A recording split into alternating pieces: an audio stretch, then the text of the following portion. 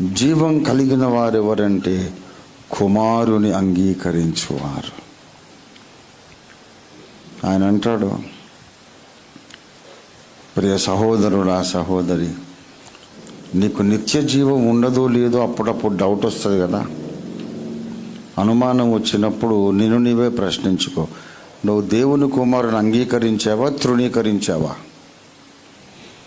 దేవుని కుమారుడని యేసుక్రీస్తును నువ్వు ప్రేమిస్తున్నావా, ద్వేషిస్తున్నావా? అంగీకరించావు కదా, నువ్వు ఇంకా ప్రేమిస్తున్నావు కదా, యేసంటే ఇంకా నీకు ఇష్టం కదా.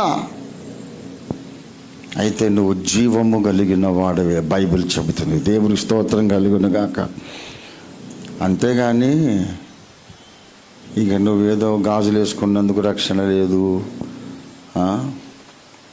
లేకపోతే ఇంకేదేదో నగలు ఆభరణాలు వేసుకున్నందుకు రక్షణ లేదు. అయ్యో బాబు, నీ రక్షణకు నీ ఆభరణాలకు సంబంధమే లేదు. నీ రక్షణకు నువ్వు వేసుకున్న రంగు బట్టలకు తెల్ల బట్టలకు సంబంధం లేదు. నీ రక్షణకు నీ సిద్ధాంత పరిపక్వతకు ఏం సంబంధం లేదు. నీ రక్షణకు నీ నడవడికలో సంపూర్ణ పరిశుద్ధత దానికి సంబంధం లేదు. వీటన్నిటికీ దేనికి సంబంధం ఉందో తెలుసా? నీ బహుమానాలకు సంబంధం ఉంది.